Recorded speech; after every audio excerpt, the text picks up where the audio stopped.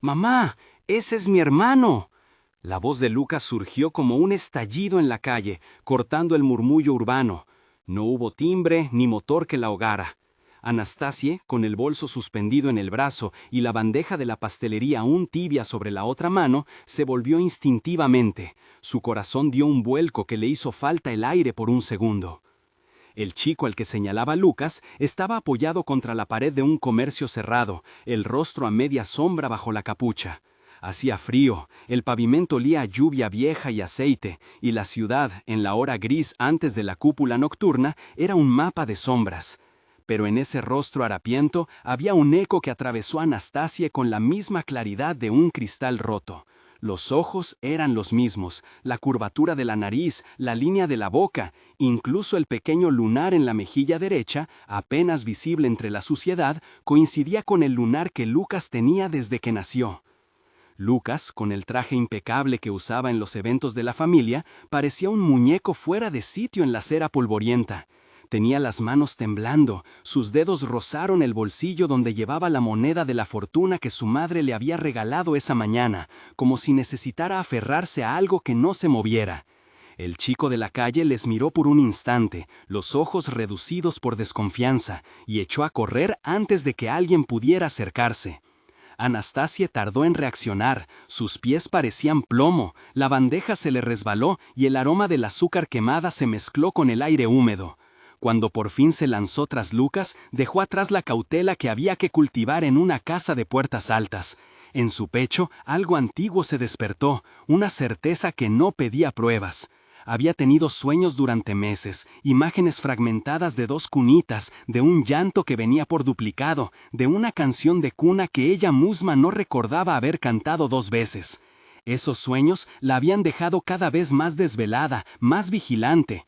No esperaba que la visión se materializara en una esquina cualquiera de la ciudad. Epaminondas, el chofer, que conocía a Anastasia y a la familia desde antes de que las paredes del manuar brillaran con las lámparas de cristal, surgió sin ruido al costado de la señora como una sombra discreta. Su presencia era una tregua. «Señora, cálmese», dijo. «Lucas, cuéntame qué viste». Su voz era baja, con la paciencia de quien ha visto pasar tormentas en la vida de otros. Lucas articuló con torpeza. «Era igual, el lunar, la forma de la ceja. Mamá, lo vi corriendo». Marianne, que venía detrás con una caja de invitaciones, frunció el ceño y, sin saber por qué, sintió un sobresalto. Ella conocía a Lucas desde el jardín de infancia, era el que dibujaba mundos impecables, el que nunca olvidaba una fecha. Cuando Lucas apuntó y dijo aquello, la palabra hermano vibró en el aire con una fuerza que no permitía medias tintas. El chico ya se había perdido entre la marea de personas. Había algo en su manera de moverse, un andar que había aprendido en calles que enseñan a no mirar a los ojos, que decía que no volvería. Lucas, sin dudar, manifestó la idea que a un adulto le habría parecido absurda: «Lo seguiremos». Marianne abrió la boca para protestar y no pudo. La curiosidad la había prendido tan fuerte como a Lucas. Epaminondas, con la discreción aprendida en tantos años al servicio de la familia, meneó la cabeza.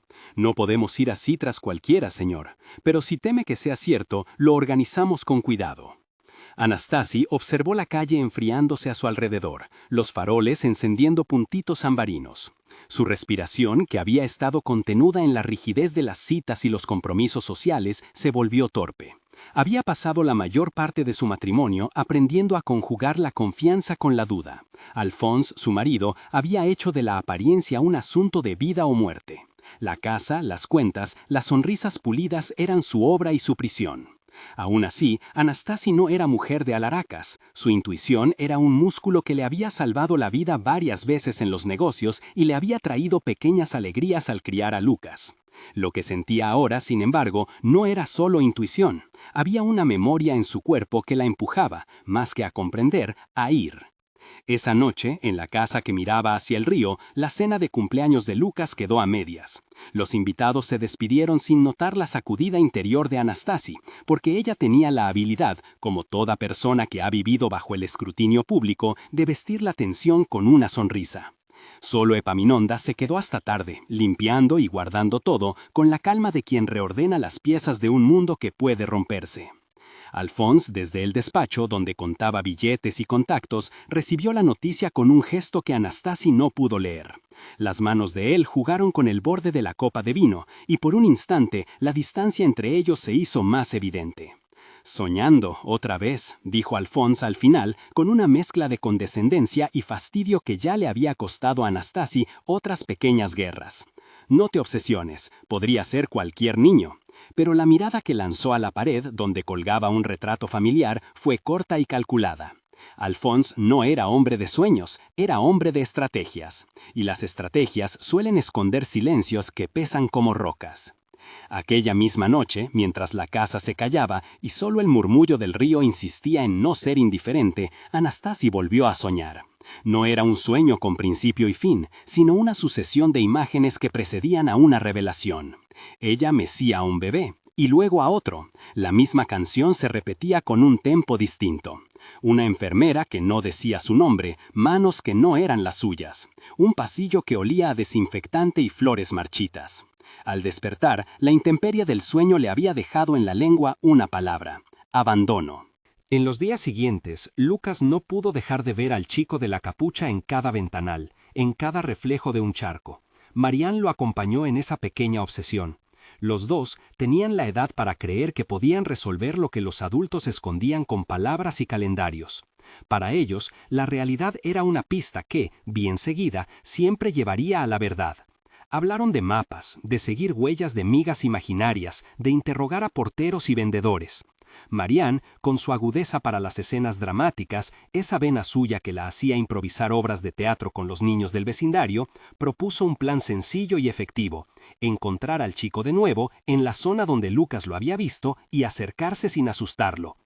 Las primeras jornadas de rastreo fueron una lección en la ciudad. Se filtraron por calles que Lucas nunca había visto. Los edificios cambiaron la fachada de oro por reboques descascarados. Las tiendas elegantes dieron paso a puestos de comida donde el humo olía a casa y a pobreza. Lucas, que había pasado su vida entre jardines cortados con esmero y bufandas de lana fina, aprendió que la textura de la ciudad era un lenguaje distinto al de la mansión. Tenía que bajar la voz, comprender por qué la gente miraba a los niños con suspicacia o con esa piedad que no ayuda. Marianne, en cambio, se movía con confianza. Su padre era periodista de barrio y le había enseñado a pedir historias con respeto. Encontraron a Leo en un patio con hierro oxidado, donde un grupo pequeño de niños compartía una hogaza. Leo no pertenecía del todo al grupo, estaba en la periferia, con la espalda apoyada en la pared. Tenía las manos manchadas de tinta y la ropa que se pegaba al cuerpo por suciedad y frío. No habló al principio. Lucas se sentó a unos pasos y sacó una pequeña figura de plástico que siempre llevaba en la mochila. Un caballero con armadura, insignificante frente a las estructuras reales de la ciudad, pero enorme para la imaginación de un niño. Se la ofreció en silencio. El enganche fue lento. Leo miró el caballero con desconfianza. Lo tocó, lo dejó en la palma de Lucas y se retiró. No era costumbre aceptar regalos sin condiciones. En la calle todo se pesa. Pero la constancia, la curiosidad de Lucas y la ternura que Marianne desprendía como quien no fuerza nada, empezaron a abrir una rendija. Compartieron pan. El hambre, que en la ciudad une más que las palabras educadas, fue puente entre ellos. Lucas notó el lunar en la mejilla de Leo con un detalle que solo los hermanos tienen. No era una observación, sino reconocimiento. Tocó el lunar sin poder evitarlo. Leo retrocedió, como si un gesto inocente pudiera prender alarma. «¿Por qué tienes ese lunar?», preguntó Lucas con la voz de quien pide permiso e impone curiosidad.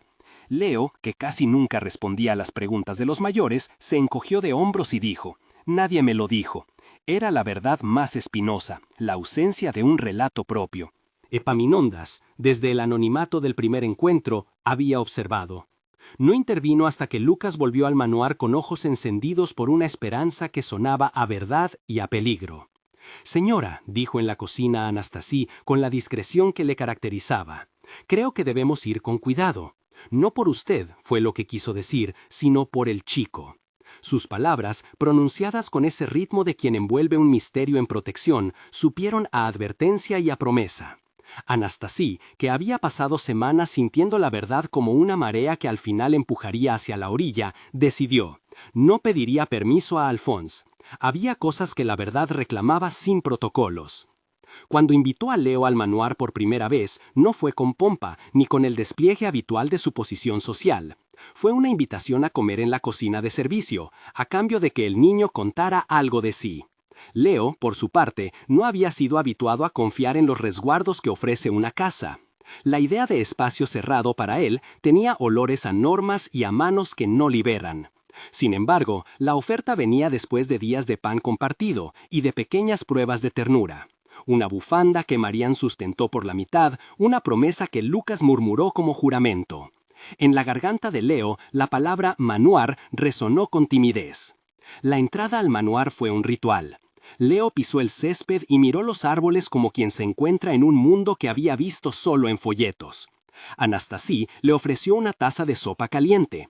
El vapor olía a laurel y a un hogar que se construye con paciencia. Leo comía despacio, no por la cortedad de apetito, sino porque cada cucharada era una decisión de confianza. Cuando Anastasie lo miró, sin saber todavía, sus manos empezaron a temblar como si un tambor callado activara algo antiguo en sus venas. Vio el lunar otra vez, escuchó una melodía que ella misma tarareaba sin darse cuenta, y que era, en el silencio, la misma canción de cuna de su sueño. No lloró en ese momento. Anastasie no cayó de rodillas. Las emociones no siempre llegan con gestos grandilocuentes. A veces se asientan en el cuerpo como una fisura y luego se expanden. La noche en que Leo durmió por primera vez en el cuarto de huéspedes, Anastasie se sentó en la sala, la lamparita encendida, y revisó un álbum antiguo. Las fotos eran polvo y bordes amarillos. Había una imagen de Lucas recién nacido con una mueca, y junto a ella otra foto más pequeña, casi borrada, de un bebé con una manta. La fecha no tenía sentido. Anastasie se acordó de un médico en el hospital de provincias que tenía la costumbre de mirar a los padres con ojos que medían oportunidades. Recordó una cuenta corriente abierta en un nombre que no pertenecía a la familia. Recuerdos medidos y parcos, como copos derramados. No era todavía una prueba tangible, pero la madeja empezó a desenredarse en su mente. Alphonse notó el movimiento en la casa. Su silencio se volvió más cortante. Su interés por los horarios del personal aumentó. En la penumbra de su despacho, con una copa a medias, habló por teléfono en un tono que mezclaba calma y amenaza. No debía haber reacciones desmedidas. Mantuvo su posición de hombre que no pierde el control. Pero cuando la noche se hacía estrecha y la soledad fría, la expresión de su rostro se endurecía como una piedra barnizada. Anastasie lo vio desde el umbral y supo que la casa entera se alistaba para resistir una tormenta. No supo aún si la tormenta venía de afuera o de adentro. Mientras tanto, Leo dormía con la linterna encendida a su lado, como si la oscuridad fuera enemiga y la luz un permiso. Soñó con un pasillo largo y con una camisa con olor desconocido. Soñó con una mujer que no tenía nombre para él, pero cuyo gesto era familiar. La inclinación de su cabeza, la costumbre de arreglar una sábana con ternura. En el sueño, la mujer tarareaba la misma canción que Anastasie recordaba en la madrugada. Al despertar, Leo tocó el lunar y se encontró con la sensación de una pregunta que no sabía a quién dirigir. Los días que siguieron a esa primera convivencia inicial fueron un tejido de pequeñas certezas y grandes incertidumbres. Lucas y Marianne seguían siendo los exploradores de una verdad que para los adultos venía con demasiadas aristas. Marianne hizo lo que mejor sabía, inventó juegos que forzaran la conversación. Una tarde llevó un cuaderno y pidió a Leo que dibujara su casa. El primer trazo no fue un techo ni una puerta, fue una línea torpe que parecía más bien un camino. Leo dibujó una figura humana al lado y la nombró A, sin explicar por qué. Cuando Lucas preguntó, ¿A quién es A?, Leo respondió con una evasiva. A veces la gente tiene letras por nombre. Marianne no dejó que la respuesta se quedara en la evasiva. Pidió detalles con esa mezcla de curiosidad y cariño que solo una amiga fiel sabe sostener. Leo habló del primer hombre que lo había cobijado, de una mujer que le enseñó a coser botones y de la sensación de que su vida había empezado como si fuera un préstamo. No hubo explícitos de venta, no hubo descripciones de abuso, hubo huecos y nombres cortados. Para los adultos, esos huecos eran pistas, para los niños, mapas para seguir. Anastasia, por su parte, comenzó a juntar pruebas con la misma cautela de quien no quiere destruir lo que busca salvar. Leyó papeles antiguos con la luz de la mesa, buscó fechas, llamó a contactos que ya no estaban en su círculo, visitó un hospital con la excusa de una donación y se encontró con miradas que esquivaban su pregunta. Lo que encontró, en fragmentos, fue suficiente para encender el miedo y la indignación. Registros que no cuadraban, nombres que se repetían en archivos sin relación aparente y la sensación de que alguien, en algún momento, había tomado una decisión por ella sin que ella supiera. Esa sospecha, más que ser una acusación, era una herida nueva. Anastasia comenzó a ver la casa con ojos diferentes. Los muebles, las alfombras, los pasillos parecían llevar marcas invisibles de lo que se había ocultado. Michelle apareció como una sombra con movimientos medidos y con un olor sutil a colonia cara. Era una mujer que había trabajado tiempo para la familia de Alphonse con funciones administrativas y contactos discretos. En muchos sentidos, Michelle era la mano que Alphonse llevaba fuera de la vista. Al principio resultó una presencia incómoda, saludos corteses, frases que giraban alrededor de la banalidad. Pero hubo un instante en el que su mirada se encontró con la de Anastasia en el jardín y, por un segundo, la sesión de disfraces cayó. Michelle se acercó entonces con una propuesta que pareció casual. Podrías ver los papeles del hospital. A veces la verdad está en las hojas. Su voz no estaba del todo limpia, levemente resonaba un interés personal, como si esperara algo a cambio. Anastasia aceptó la oferta, aunque, en el fondo, una campanilla de alarma sonó. Michelle no era mujer de regalos inocentes. En la casa, Alphonse seguía siendo el eje de una maquinaria bien aceitada. Sus negocios requerían manos que conocieran los pliegues de la ley y de las oportunidades. Nunca habló abiertamente, su estrategia era la espera. Cuando Anastasia volvió con documentos que apuntaban a inconsistencias y fechas solapadas, Alphonse tomó los papeles sin mirarlos y dejó que su silencio fuese respuesta. Esa noche en la cama, las palabras se convirtieron en un frente. «No me hagas esto», murmuró él. «No me hagas levantar templos de problemas». La frase, en su boca, fue amenaza y súplica. Anastasia, que había vivido acostumbrada a traducir silencios, se armó de fuerza. «No quiero templos», le respondió. «Quiero la verdad». Mientras el frente se aflojaba y tensaba, la ciudad seguía su curso. Leo, en la casa, por razones que no terminaban de tener nombre, empezó a mostrar destellos de confianza. Se dejó peinar por primera vez sin gritar, aceptó la escuela con la duda de quien no sabe si los zapatos durarán una semana. Aprendió la palabra adopción como quien aprende una fórmula en la que sospecha más preguntas que respuestas. Lucas, en tanto, avanzaba con la seriedad de un detective improvisado. Su relación con Leo se salvó de la idealización por estar llena de discusiones de tarjeta Pokémon y de pactos para que no se vieran obligados a decir lo que no querían. Los vecinos comenzaron a murmurar. Algunas notas periodísticas, las más sutiles y prudentes, intentaron acercarse con la delicadeza de quien levanta flores sin arrancar raíces. Había quienes advertían a Anastasia que la posición pública podía volverse un arma de doble filo. Las sospechas podían crecer como incendio en leña seca. Ella lo sabía, y sin embargo, la fuerza de aquel impulso, esa necesidad de reparar algo que desconocía cómo se había dañado, la movió por encima del ridículo posible y del escándalo. Una tarde, cuando el cielo se volvió plomo y la lluvia prometía desempolvar secretos, Marianne y Lucas invitaron a Leo a una pequeña excursión. Querían que conociera el Museo del Barrio, un lugar donde las historias se guardaban en vitrinas. Leo, que no estaba acostumbrado a estar rodeado de figuras que representaban a otros tiempos, observó con atención, y por primera vez sonrió por algo que no fuera comida. Mientras recorrían las salas, Lucas notó que Leo se detenía ante una pintura antigua donde dos niños jugaban a esconderse entre hierbas. ¿Te gustan?, preguntó Lucas. Leo abrió los labios y dijo: «Me gustan las cosas que no se rompen». Esa frase, simple, se quedó clavada en la mente de Lucas, porque la familia le había enseñado que el mundo se podía reparar con dinero y proyectos. Leo, en cambio, había desarrollado un barniz de cautela. Las cosas rotas no se recomponen tan fácilmente. Lucas no sabía por qué esa constatación le dolía. Lo supo después cuando miró a su madre y la vio mirar fotos con las manos apretadas. A veces, las verdades más grandes entran por la puerta de la ternura. La historia empezaba a juntarse como una madeja. Pequeñas conversaciones, una canción de cuna que se repetía en sueños, un lunar que servía de prueba y de llave, las sombras de un hombre llamado Alphonse que parecía tener respuestas y, a la vez, muchas razones para no darlas. Michel, con su oferta ambigua, era un hilo adicional. Marianne, con sus planes y su valentía sin miedo al ridículo, tejía la red que sostenía la curiosidad de Lucas. Epaminondas, ese viejo guardián, mantenía sus manos preparadas para proteger sin asustar. Fue en una tarde de viento cuando la trama dio un paso más hacia la luz.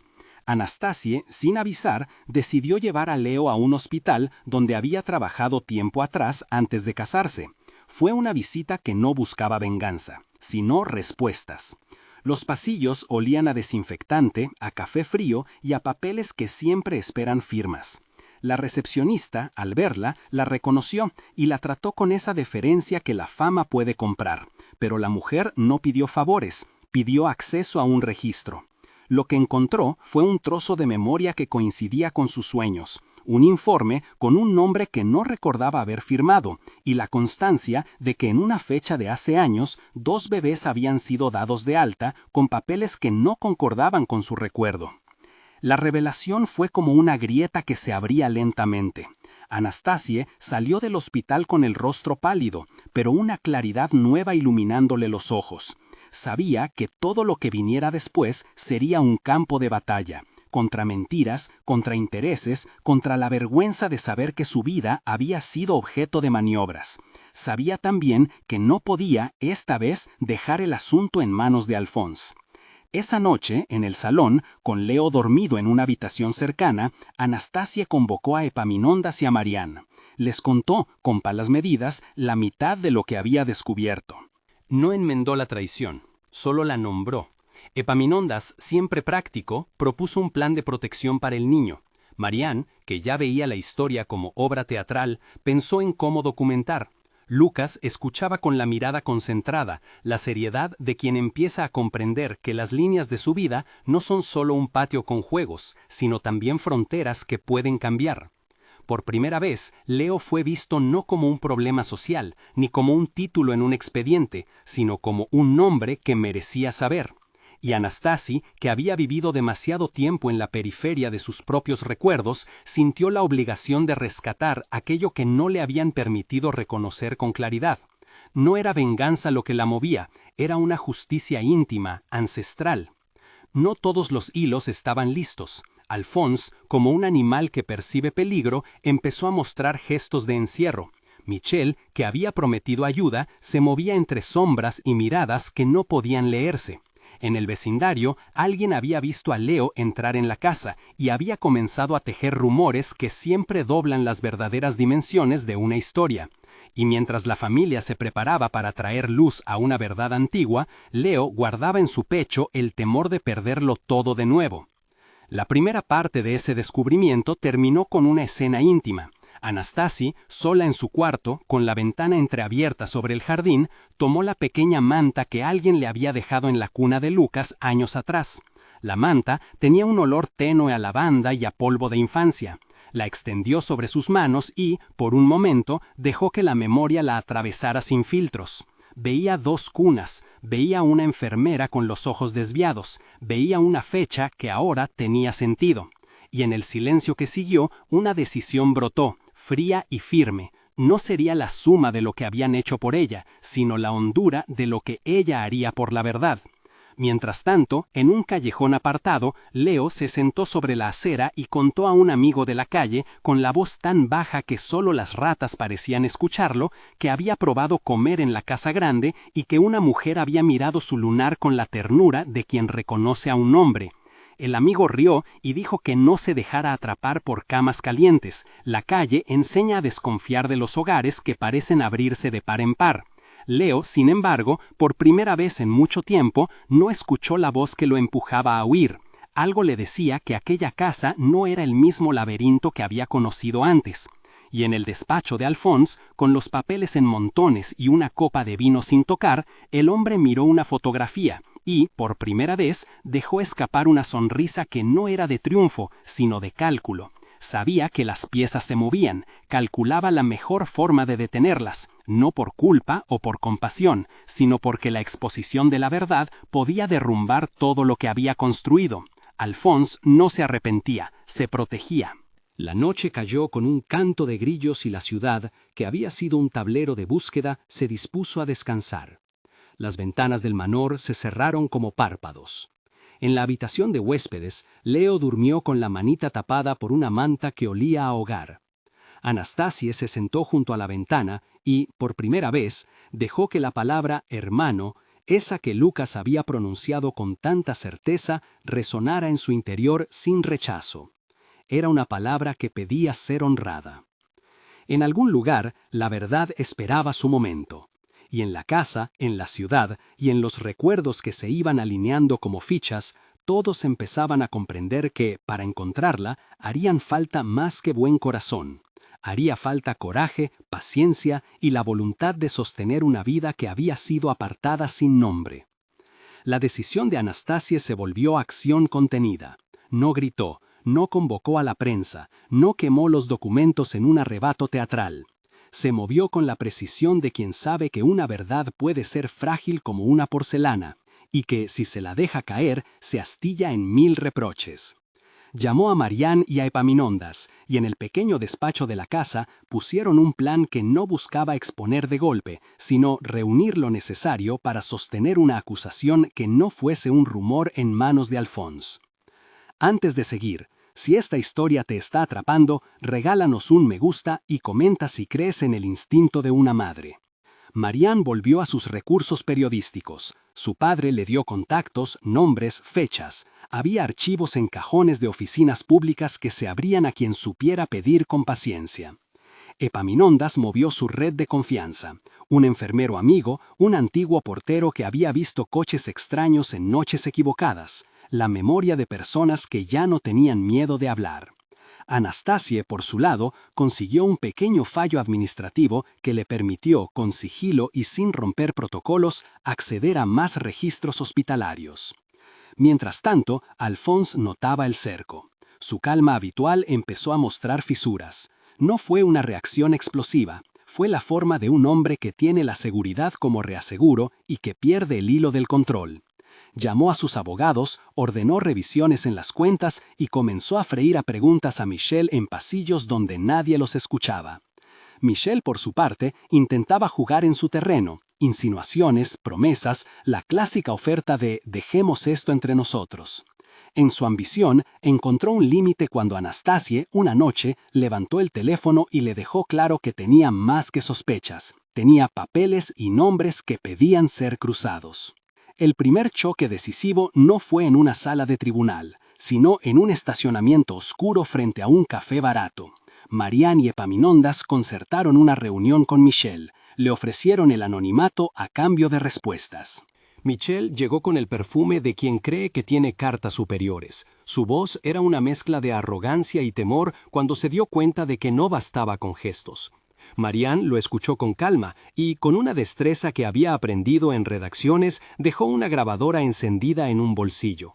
Michel, que había sido oportunista pero no siempre descuidado, habló más de lo que debía. Nombres de cuentas, fechas en que las cosas se resolvían, menciones a transferencias con destinatarios vagos, atisbos que nunca explicaron el procedimiento pero sí el propósito. Dijo lo suficiente como para convertir rumores en piezas reconocibles. Esa confesión cogida al vuelo sería más tarde una llave clave, pero en ese momento fue una bomba de tiempo. Michel, al percibir que las preguntas terminaban en grabaciones, trató de recomponer su voz y ofreció dinero. Amenazó, lamentó, ofreció coartadas que olían a mentira. Marianne guardó silencio y cuando salió del café, Epaminondas vio en su rostro la misma mezcla de triunfo y preocupación que le había visto a Anastasie en noches anteriores. No por la grabación en sí, sino por lo que esa prueba desataba, la certeza de que el problema era más grande y más peligroso de lo que cualquiera había osado imaginar. Con la grabación en mano y documentos hospitalarios que empezaban a formar una imagen coherente, Anastasie acudió a la fiscalía. Allí, con la seriedad que imponen los pasillos donde se deciden destinos, expuso lo que tenía. Registros inconsistentes, cuentas que no cuadraban, la coincidencia improbable de 2 bebés dados de alta en fechas próximas y la presencia de nombres que reaparecen en transferencias. La fiscal, mujer de experiencia y mirada firme, no prometió arrestos en seco, prometió investigación. Ordenó la apertura de carpeta, el pedido de documentos bancarios y la citación de testigos. Fue la primera vez desde que comenzó todo que la verdad dejó de ser un rumor doméstico y pasó a ser un expediente con peso legal. Alphonse lo supo en cuanto la fiscalía se movió, no por un instalador de justicia abstracto, sino porque varios de sus movimientos empezaron a resonar fuera de su círculo. Su primer instinto fue la negación, la familia, la apariencia, la marca. Sin embargo, debajo de la negación brotó una estrategia fría: protegerse, minimizar y buscar la manera de comprar silencio. Contrató a abogados, hizo llamadas, intentó reordenar cuentas. Pero no todo se compra. Algunas cosas, cuando están en manos de personas que han sufrido, se vuelven actos de reparación que la lógica del dinero no puede amortiguar. La investigación avanzó con piezas que chocaban entre sí como fragmentos buscando su lugar. Marianne consiguió el testimonio de una enfermera retirada que, con manos temblorosas, recordó la presencia de una cuna de más en una sala donde, según los papeles oficiales, solo debía haber una. No buscó espectáculos, buscó contar lo que había visto.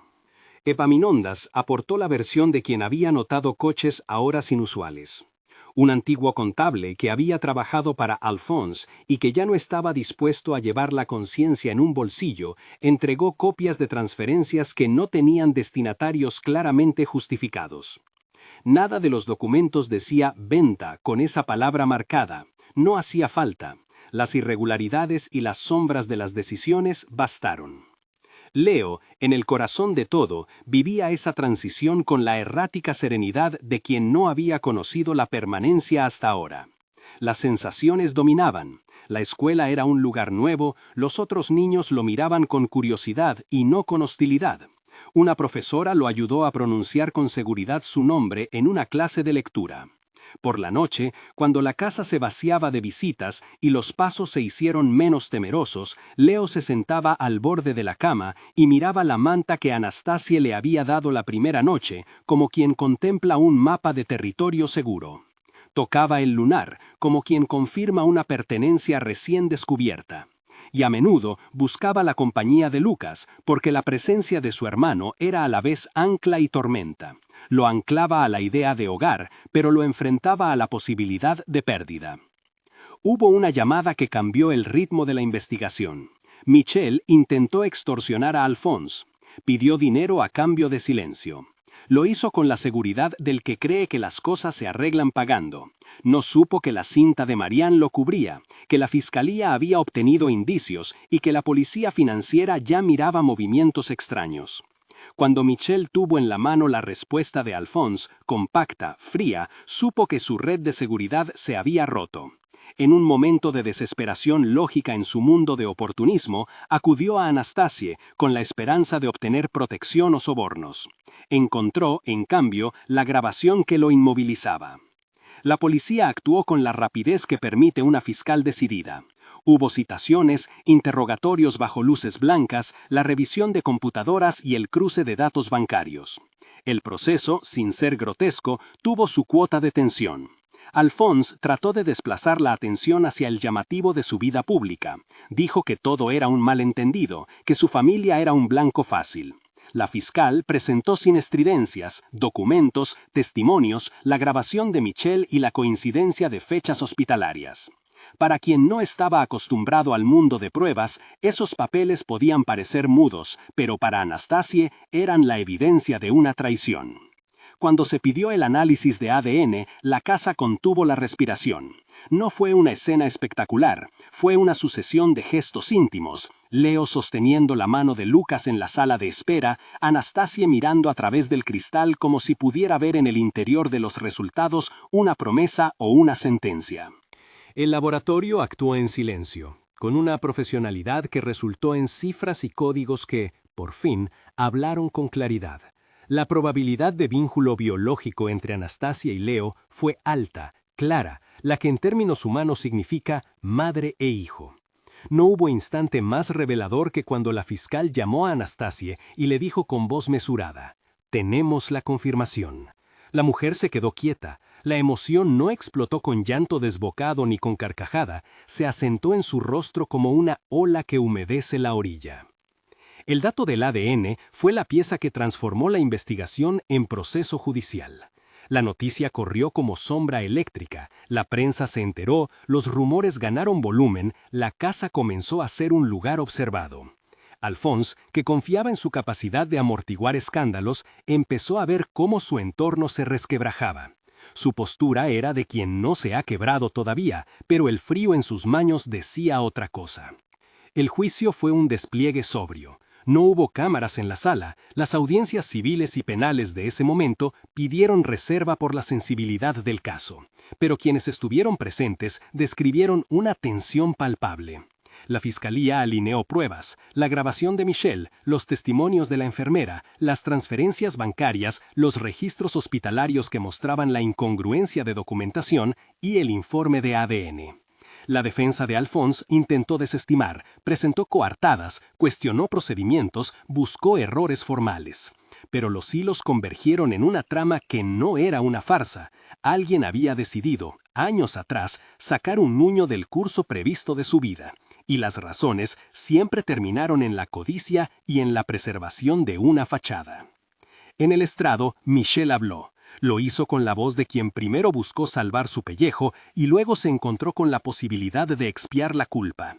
Contó sin recrearse en detalles que pudieran dañar la dignidad de Leo, pero con la claridad de quien ya no quería proteger a un patrón al que había servido.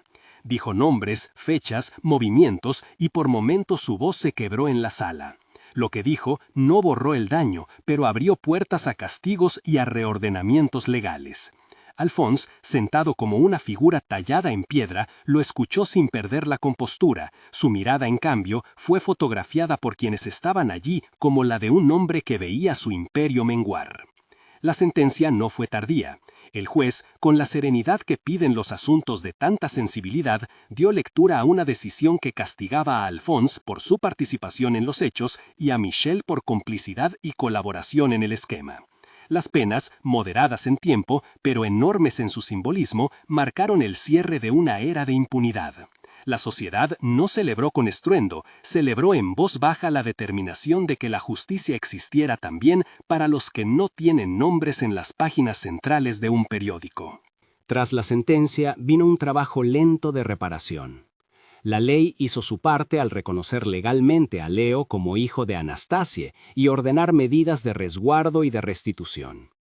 Pero la vida, esa que no se organiza en minutos, pidió terapia, cuidados, paciencia. Leo, que había vivido la calle como escuela de supervivencia, necesitó aprender la confianza sostenida en manos de ojos que no se cansan. La familia contrató a profesionales, una psicóloga infantil que trabajó con juegos, con la repetición de rutinas y con el reconocimiento de sentimientos. Un equipo social que acompañó los trámites de adopción y la inserción escolar. Maestros que fueron advertidos para darle a Leo tiempo para adaptarse sin exponerlo. Lucas se sumó a ese proceso con la naturalidad de quien ama sin condiciones. Las primeras semanas fueron un vaivén de celos, de competitividad por el juguete más ruidoso, de pequeñas rabietas compartidas. Pero detrás de cada juego había una conversación. ¿Te acuerdas cuándo?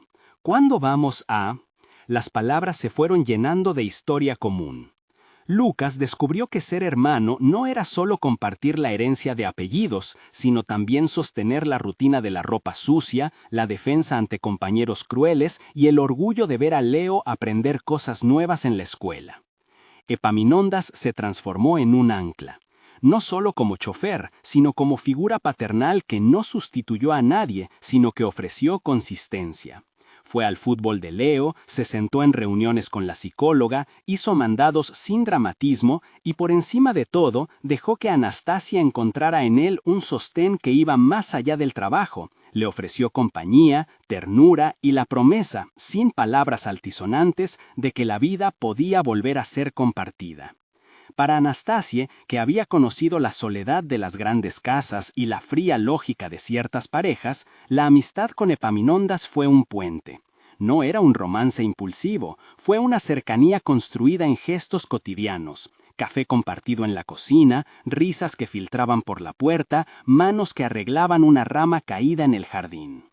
La recuperación social no fue lineal. Hubo miradas, comentarios en la entrada del colegio, preguntas de amigos de la familia que no sabían cómo reaccionar.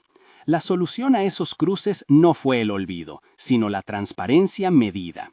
Una nota de prensa redactada por Marianne y su padre que no buscaba escarbar, sino explicar que en la casa había un proceso de reparación en marcha, que Leo era protegido y amado, que la familia reconocía errores y actuaba. La nota recibió tanto críticas como apoyos, pero lo más importante fue que Leo podía caminar por la calle sin ser abordado por cámaras. Podía ir a la escuela y con el tiempo las preguntas se convirtieron en una curiosidad que se fue apagando por la normalidad. La adaptación escolar trajo pequeñas victorias. El primer dibujo llevado a casa colgado con orgullo, la primera nota de buen comportamiento que el profesor pegó en su carpeta, la primera vez que un compañero lo invitó a jugar en la tarde sin que alguien mediara. Para Leo, esos gestos eran señales de que la permanencia era posible. Para Anastasia, eran la confirmación de que la vida tenía una segunda oportunidad. No todo fue suave. Los días hubo tensión. Visitas al juzgado para ajustar papeles, entrevistas para documentales que Marianne rehusó dar porque la privacidad era más importante que el brillo mediático, llamadas anónimas que fueron reportadas y que terminaron con medidas de protección. Alphonse languideció en su propia dureza, su orgullo se convirtió en condena emocional. Michelle, por su parte, recibió una pena menor al colaborar. En la comunidad fue visto con desprecio y en su propio interior muchas veces buscó justificarse en la avaricia. Con el tiempo se dieron pasos formales de adopción. La casa presentó documentos, los equipos sociales dieron su informe favorable y tras audiencias administrativas, la adopción de Leo por parte de Anastasia se concretó. El acto no fue un festejo de gala, fue una ceremonia discreta en la que se leyó una declaración, se firmaron papeles y se permitió que la privacidad no fuera un lujo sino un derecho. Leo, vestido con una camisa que le quedaba grande en los hombros, no comprendió del todo la dimensión legal del acto, pero sintió, en la mirada de su madre y en el apretón de la mano de Lucas, que su sitio era ya una casa.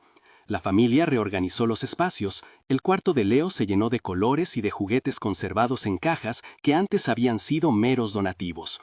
La manta que ella había guardado se colocó en la cama y la canción de cuna que había sido eco en sueños volvió a sonar, esta vez en la voz de Anastasia, con pausas y repetición que ayudaron a reconstruir recuerdos con nueva piel. Las cenas se convirtieron en un ritual de preguntas sobre el día, pequeñas anclas que sostuvieron la costumbre de estar juntos. Marianne, por su parte, quedó como amiga íntima de la familia. Su valentía juvenil se mezcló con una lucidez que la llevó a estudiar derecho más adelante, motivada por aquel caso. Su padre publicó un reportaje, no sensacionalista, que contó la historia desde el ángulo de la injusticia y la reparación, sin nombres expuestos para proteger a Leo. La pieza ganó reconocimiento por su prudencia y humanidad. Poco a poco, Anastasia comenzó a mirar hacia afuera con un proyecto nuevo, abrir una pequeña fundación para niños en situaciones de calle, no como filantropía performativa, sino como compromiso de acompañamiento real. Quería crear espacios donde se enseñara a confiar y se diera acceso a educación, salud y sobre todo procesos psicológicos que acompañaran la reconstrucción. No fue una idea de glamour, fue una respuesta íntima a lo que la había movido a enfrentar su propia verdad. Epaminondas se sumó como miembro del consejo, y Marianne colaboró con proyectos de difusión y recaudación ética. Los años no borraron las cicatrices, pero enseñaron a manejarlas con ternura. Hubo en la familia terapias continuas, jornadas de lectura compartida, fiestas de cumpleaños donde Leo y Lucas aprendieron a turnarse la torta sin que la ventaja fuese siempre para uno. La presencia de Alphonse quedó relegada a la memoria pública. Cartas esporádicas desde prisión, entrevistas mediadas por abogados que insistían en su versión, pero ya sin poder alterar la estructura familiar que se había levantado. Hubo también momentos de sentido común cotidiano que, sin grandilocuencia, mostraron la totalidad de la recuperación.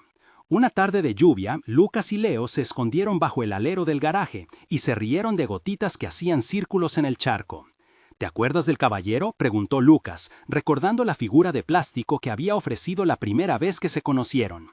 Leo asintió y sonrió con la inocencia de quien sabe que algunas cosas no se rompen. En la cocina, Anastasie miró a Epaminondas y le dijo simplemente, «Gracias por quedarte». Él respondió con un gesto que no exigió palabras, le sirvió té y cambió la música en el viejo tocadiscos. Fue, en su sencillez, una promesa de compañía. En el vecindario, la percepción cambió con el tiempo. Hubo quienes pidieron perdón por miradas inoportunas, hubo otros que se mantuvieron fríos, pero predominó la memoria de que un niño que estuvo sin nombre encontró uno, y que la justicia, con sus límites, había actuado. Las familias que habían mirado con distancia se acercaron como quien descubre que la vida invita a participar. Años después, un pequeño montaje de momentos marcó el final de lo que había comenzado como una confusión en una esquina. Leo, ya con 12 años, practicaba fútbol en el mismo parque donde antes había corrido sin destino. Lucas lo apoyaba desde la orilla, orgulloso cuando su hermano encajaba un gol. Anastasie organizó una pequeña exposición fotográfica en la que se mostraban las etapas del proyecto de la fundación. 2 manos que se tomaban, una manta colgada, fotos de niños leyendo, cartas de agradecimiento. Entre el público, Epaminondas y Marián aplaudían junto a antiguos vecinos y personas que habían trabajado en la causa. La relación entre Anastasia y Epaminondas, tejida con el tiempo y sin prisa, se había transformado en un compañerismo tierno, no en un matrimonio tradicional marcado por grandes discursos, sino en la certeza de que ambos preferían las acciones a las palabras. Arreglar juntos el jardín, repartir comida en el comedor social de la fundación, releer cartas que Leo les escribía a los niños de la fundación en las que contaba su historia sin rencor, solo con una curiosidad serena. En una tarde tranquila, con el río al fondo y las hojas de otoño rodando por el césped, Lucas tomó la mano de Leo para una foto familiar. Anastasia sonrió, y en los rostros se veía la luz doméstica que no se compra ni se fabrica, se cultiva. Cuando el fotógrafo pidió una expresión natural, Lucas lanzó la frase que había encendido todo años atrás, pero esta vez con risa y alivio. «Mamá, ese es mi hermano». La exclamación no llevaba prisa ni asombro, era la confirmación de una vida que, sospechada y reconstruida, había encontrado su lugar. La frase, repetida ahora en una escena de paz, sonó como cierre y apertura, reconocimiento y pertenencia. En la distancia, Alphonse cumplía su condena, no en la oscuridad del olvido, sino en la realidad de un hombre que aprendió que no todo se compra. Michel, que colaboró con la justicia, quedó con la marca de su acción y la posibilidad de rehacer su vida lejos de la codicia que lo había guiado. Ninguna sanción borró dolores, pero las consecuencias fueron claras. La última imagen que se quedó en la memoria de quienes estuvieron cerca fue sencilla, la manta de la infancia colgada en el tendedero, moviéndose con el viento, y detrás de ella la casa llena de voces que contaban historias. Anocheció. En la cocina, Anastasie tarareó la canción de cuna que había escuchado en sueños, y Leo, desde la sala, respondió con un silbido torpe que era una versión propia. Epaminondas puso la tetera al fuego y al servir el té dejó que la quietud del momento hablara. No hicieron grandes discursos, sabían que la justicia había marcado un antes y un después, pero más que eso, habían descubierto la paciencia de reconstruir vidas con presencia diaria. Si te emocionó este reencuentro, mira la historia relacionada que aparece ahora y dime en los comentarios qué hubieras hecho en el lugar de Lucas.